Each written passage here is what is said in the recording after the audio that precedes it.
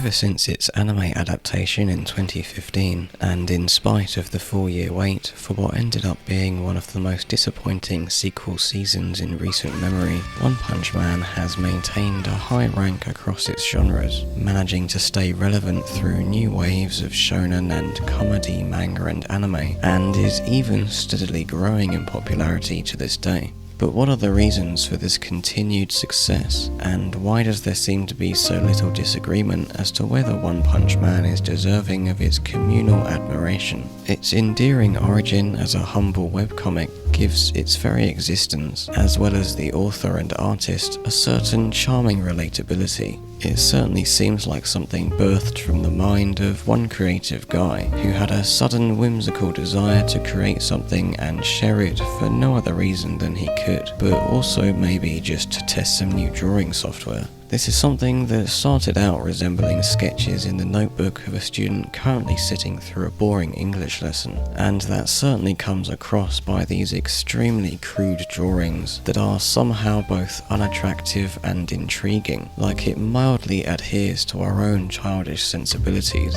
That style has become almost synonymous with the webcomic version, with One choosing to continue its use there despite having proved his worth as an artist in the more professionally developed Mob Psycho 100, whereas Mob Psycho was made with the intent and skill slightly more becoming of a professional mangaka. One Punch Man still has that back of the notebook feeling that gives it a certain unassuming attitude, and the mismatched high quality writing to go along with it means that even in its raw form, this can be a story worth consuming, so long as you'd rather not wait for the official manga version to catch up instead, for which you can't really blame anyone who would.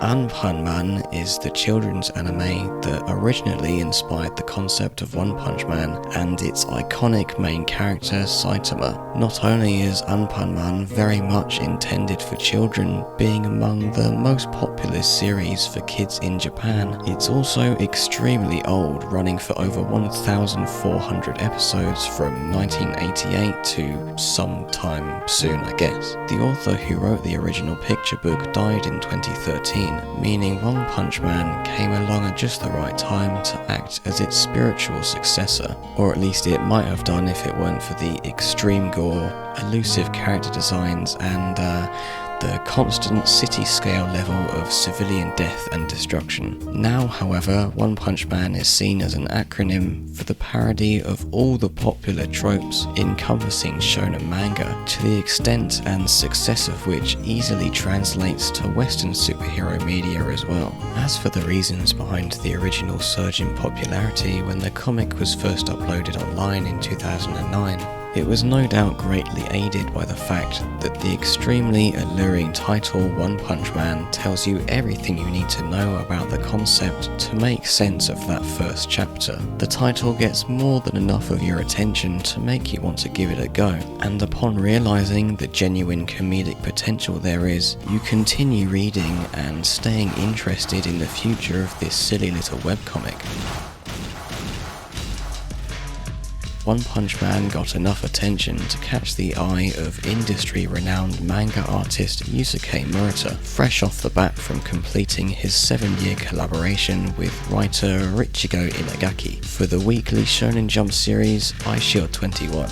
Aishio 21 and Inagaki's newest manga, Dr. Stone, are both pretty popular, so it should come as no surprise then that with Murata's industry connections, he could get One Punch Man an official serialization as early as 2012. Turns out Murata's reputation really preceded him when, from the onset of this manga adaptation, he displayed his perfect precision for framing action juxtaposed with an offering of the cartoony style seen in the webcomic for some comedic moments, and ultimately used that as a template for recreating the story from the very beginning with the striking visuals it was always worthy of. Whilst the manga was an immediate success, its status as a face of the genre didn't come to fruition until the inevitable anime adaptation, which always seems to be the big step over to Western audiences that opens the manga up to mass appeal.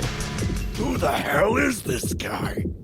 He's leaving himself wide open. yet all of my instincts are screaming, sending out danger signals. Much of the credit goes to Shingo Natsume, who took the helm of directing the first season, and it is now well known that a team of talent he assembled, made up of industry-renowned freelancers, many of which would jump at the proposal to take on a project like this, of which the source material is now well known, and with respectable art such that many professional animators can only dream of being a part of the team to adapt it. In fact, their work on that first season turned out so good that the critical and public reception was nothing but positive, and hopes of further manga content being adapted still thrives in spite of the severely underwhelming second season.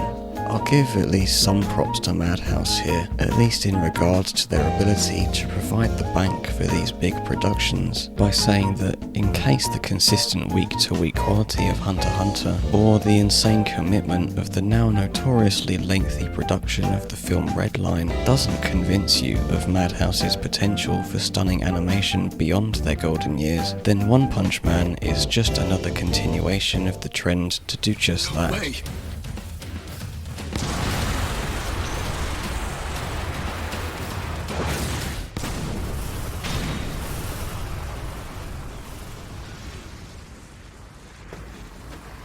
Come on, I'm hungry. Time for lunch? Let's grab some udon noodles. For quite a while at this point, they'd been pumping out success after success, but One Punch Man seemed to come along with a huge mainstream appeal, the likes of which they hadn't seen since Death Note finished airing in 2007. This is something that goes beyond the popularity Hunter x Hunter gathered over his 3-year run, because it breaks that barrier of only becoming so well known amongst anime fans, rising to gain genuine mass market attention to the point where someone who has never watched an anime before still knows its name. And one reason for this is thanks to that animation team, which continues to support the series as its face value selling point to this day. It's easy to imagine one friend recommending One Punch Man to another and using the animation as the most certain means of ensuring it sparks their interest, and that's because it contains the right style of flashy, exhilarating animation that stands out in the best chaotically memorable way. As well as being its most immediately obvious appeal, this also acts as a safety blanket so that even viewers who find no other points of interest upon watching the first episode might actually continue watching and eventually give the season their own positive mental review for nothing but the prowess of its visuals. This is one huge area that gives Season 1 a popularity advantage in the wake of Season 2's shortcomings, where the unsatisfactory animation took the brunt of the criticism during its airing, closely followed by the atrocious sound design. And it's not even like Season 1 has never before seen levels of quality in those areas. It just hit the right sensibilities of the audience to where they could see the passion that went into making it the best adaptation they could. Like any other mortal anime production, they cut corners when necessary to save time and budget for development of the memorable action scenes, some of which were made by individual people who worked on nothing but that scene for the entire season. It helps that said action scenes are more short and sweet compared to those that make up much of the long-running shonen series, which are littered with flashbacks and dialogue that seems to exist mostly to prolong the excitement per minute ratio of the episode. Any similar traits of these found in One Punch Man are much shorter in length, less disruptive of the action overall, and even play into the parody element of the comedy, such as the villain explaining their power and technique, only for it to have negligible influence on the outcome of the fight. This set of armor, which was used to seal in my immeasurable, irresistible power, has now been broken. Okay. In fact, that first season has pretty much immaculate pacing overall. Not only are the fight scenes the perfect length, but the distance between them and the comedic material that fills that distance feels like an adequate build-up so that the fight themselves, 1, don't grow stale, and 2, are much more potent with their specific emotional effect, whether they be inspirational, fearful, or the punchline of said comedic build-up. What's more is the in-between scenes, mostly consisting of Saitama going about his life, have this wholesome, almost relaxing mood to them that contributes to the season being easily rewatchable as a comfort anime. Just being 12 episodes adds to the accessibility factor a lot, being nowhere near as daunting to start watching as it would be seeing something like the nearly 400 episodes of Gintama and the numerous movie releases to go along with it. The same can be said for the manga, which 9 years on from its debut has ticked just over 140 chapters, or 23 volumes. For some perspective, My Hero Academia has already amassed 30 volumes since publishing began 7 years ago in 2014. But having a much smaller time investment isn't the only advantage One Punch Man has over long-running comedy and shonen series. Gintama feels like the go-to comparison piece, maybe just because it's been around forever as a staple of the comedy and shonen genres. And when it comes to Gintama, a considerable degree more knowledge of Japanese culture and entertainment is required to fully enjoy an episode or chapter. There are sometimes entire episodes parodying a single anime, and the contextual subtitles only go so far in rendering a reference actually funny. Even if the audience now knows the meaning behind it, the moment has passed, and having not experienced whatever is being referenced themselves detracts massively from the joke landing in the first place.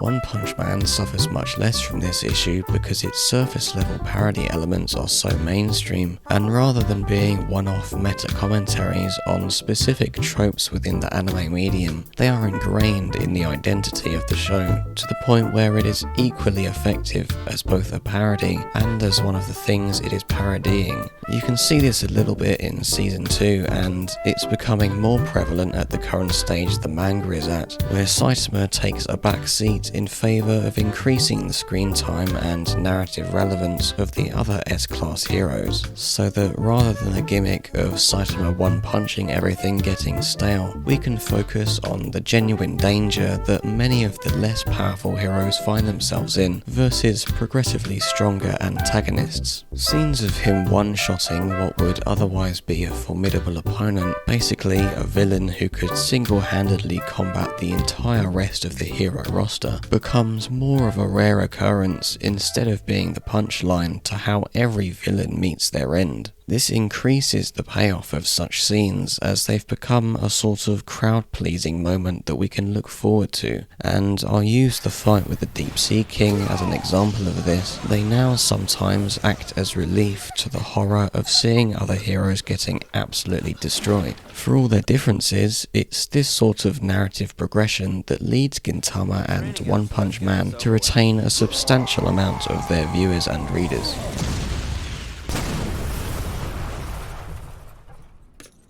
Season 1 feels almost like a prelude in this regard, with the idea of a hero who can one-punch anything acting as a foot in the door. The first scene sets it up, and the rest of that first episode is the only one to focus entirely on Saitama before new characters like Genos are already being introduced. Each episode then brings this idea to further exaggerated heights until the end of the season, where Saitama gets his fight to take more than one punch against a world-ending super alien, and then we're back to One Punch again.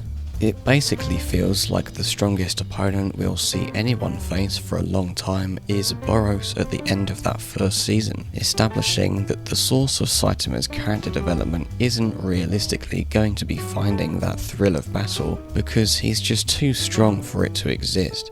You are just too strong. Saitama.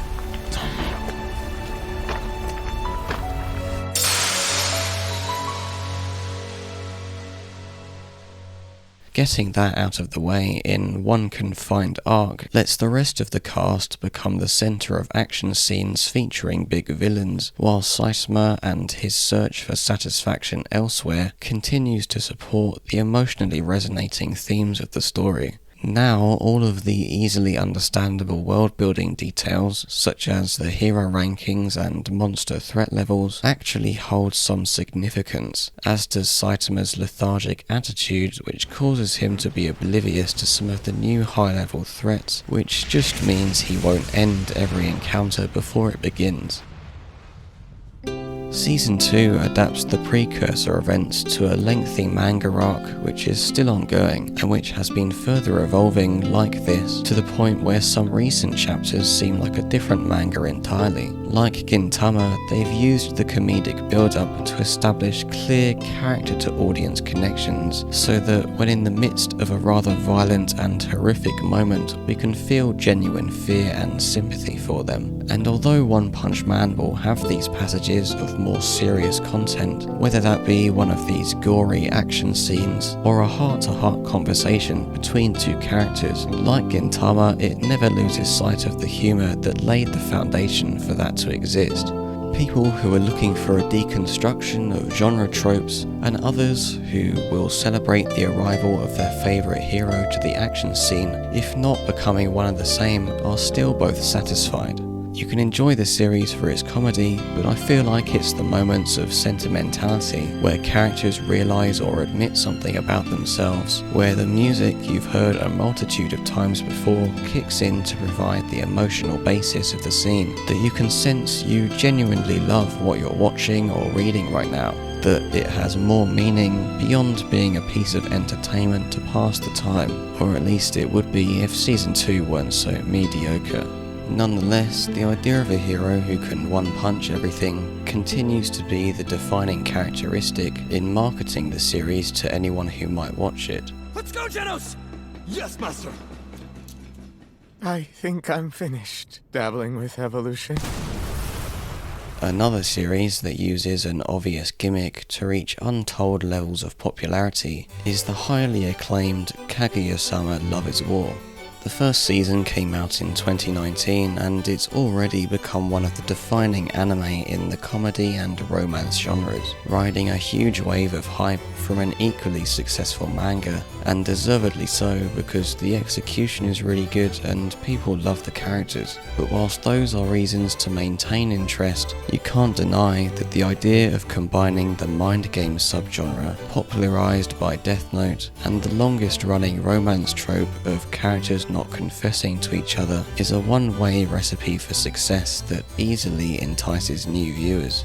I'd even say that this gimmick of Love is War is used in higher concentration than the one in One Punch Man. The two main characters, who are the source of this mind games battle, become increasingly close to manipulating each other into confessing to eventually absurd degrees. And not only does the series manage to so thrillingly make you feel as though one of them might do it again and again, but the scenarios that beckon the confession are creative and sometimes extravagant on top of their hilarity. The scene always ends with neither of them confessing, possibly even being irritated by their failure to trap the other person, or after the collapse of their intricate plan. You maintain some belief that one of them will lose, rather than it always ending up as a stalemate, but the repeated failures on both their parts reduces it to a point where instead we're anticipating the punchline. Likewise, One Punch Man maintains this gleeful dramatic irony whenever a new villain is wreaking havoc, whilst we anticipate the arrival of Saitama so that he can yet again boredly punch through them. Or maybe some unrelated conflict disturbs him and he kind of pops them goodbye to get it over with. The expectation of that delivery is what sets these aspects apart from regular ideas or plot details, and the fact that they remain such a centerpiece of the character and as a result provide some comedic familiarity to the writing is one of the reasons for these shows being so universally entertaining.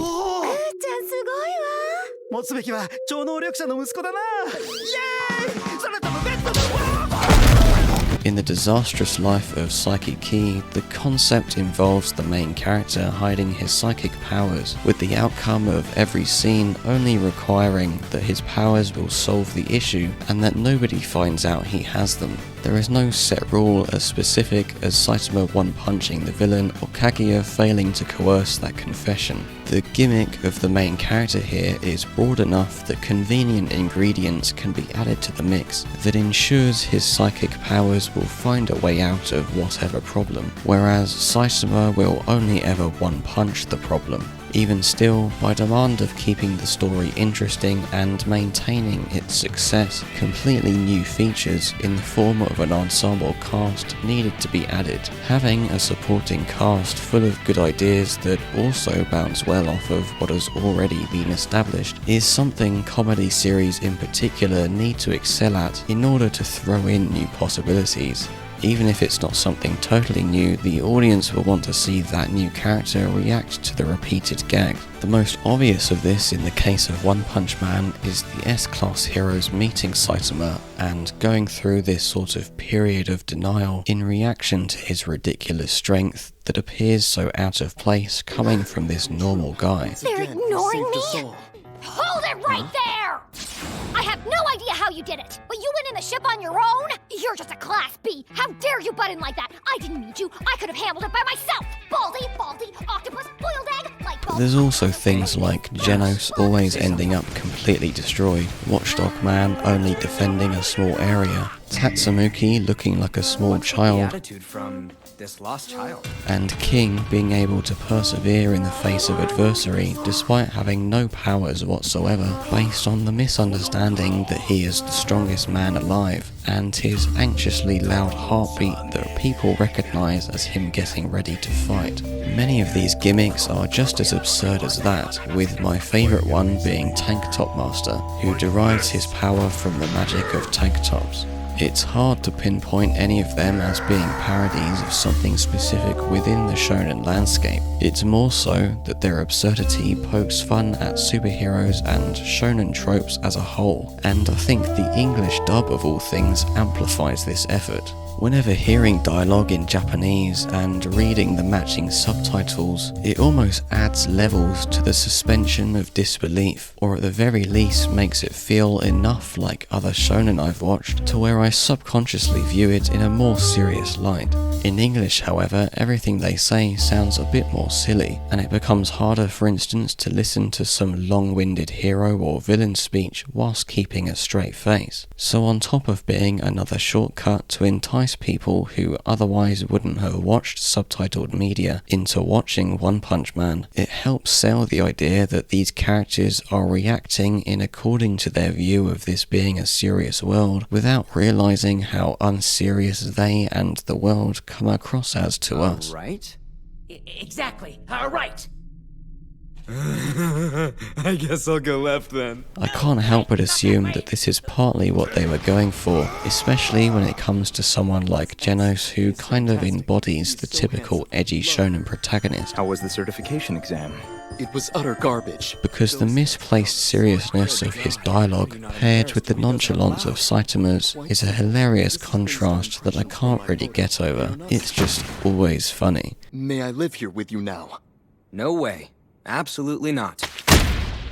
I have rent money. In fact, the entirety of S-Class in particular seems yet more like exaggerated archetypes of familiar shonen characters, and even though Saitama is out of place amongst the likes of them, or rather amongst the entirety of this hero-based society, he actually ends up being the least out of place in terms of relatability to us. In Writer 1's other manga, Mob Psycho 100, the main character suffers from similar issues surrounding his unrivaled power. It's not quite as extreme, where Saitama seems to only ever exert the minimal amount of power required, but in a life or death situation, the mechanics of Mob's psychic powers basically render him unbeatable. When we first meet Mob, he's already determined not to go down a path that has him relying entirely on those powers. Even with all the potential they give him, he doesn't want them to define who he is, seeking self-satisfaction in areas like physical exercise and friendship, which, even though the people he meets start off thinking him odd for not wanting to take advantage of this gift, they end up gravitating towards him and in some cases bettering themselves by following the example he has set. Then we have Saitama, who is still on the search for an opponent to equal his power, but in the most half-assed way, such that until meeting Genos and a myriad of other heroes, he hadn't learned anything about the Hero Association or what being a hero truly entails. He's not lying when he says he's a hero for fun, and you feel a bit sorry for him seeing how little fun he can derive from this hobby/job that, up to reaching his current power level, he had been ruthlessly dedicating himself to. It's kind of a confusing dichotomy. Sometimes he shows genuine insight into what being a hero should be, at several points even sacrificing his own reputation for the benefit of other heroes who had risked their lives, where he just came along and saved the day with zero effort. Other times, however, he seems blind to his own aspirations. There's this dream he has where he fights alone against the toughest foes in constant near-death peril, and included in that dream is public recognition for his efforts. But now he's stuck in a mindset of indifference to the destruction around him and his place in the world. It's this constant dwindling of any drive and a lack of hope that any monster can oppose him. He'll get his hopes up about experiencing something new, only to be disappointed that the opponent wasn't what he was looking for, and that his search is yet to find its end. But this unmotivated obsession with the thrill of a good fight has rendered Saitama unable to fill in the gaps where he is still lacking. Being an undefeated, completely overpowered superhero isn't even much of a subversion on its own. Enemies taking one punch to kill is just that idea taken to the most extreme scale. The only real subversion is the answer to what would happen if a hero was 100% unbeatable, being that the hero in question is bored, and not just that, they're also kind of a normal person. There's nothing spectacular or heroic, or in the eyes of a monster, terrifying about Saitama as far as we know him, even with all his feats of strength. This is a character who represents this tragic farce of an average Joe getting so strong so fast that his new unpaid job as a hero brings him no more joy than the white-collar work he was once so sick of. What's funny is the hard-boiled heroes whom Saitama befriends or comes into contact with, almost all of which are amongst the highest ranking in the Hero Association, start exhibiting this level of normalcy as well. Almost like how Mob bettered the attitudes of all the friends he made. The high-status heroes who lounge around Saitama's apartment, playing games and eating hot pot, have used the example set by Saitama as an almost safe space in which they as well can behave with indifference, not necessarily as a conscious effort, but their similarities to Saitama come to the surface when they're around him. None of them are even close to matching him, but they are certainly strong enough to where most ordinary hero encounters bore them too. And I don't know if Saitama has quite realised that yet, that he's finally finding a place amongst somewhat like-minded individuals. Lazing around his apartment, which he can only afford to live in because it's in a deserted part of the city, wherein a plethora of powerful monsters sit right under his nose that have no idea how unlucky they are to be in his path, if only he wasn't so oblivious. Saitama might not fit the role of a main character, starting off with powers beyond any we've seen in any other shonen, but gaining no recognition for his superhero ventures. His quiet existential crisis over whether he will enjoy a fight ever again, we can bear witness to and come to love this strangely ordinary caped Baldy, and he'll always be there as the thing that brings us back to watch or read One Punch Man.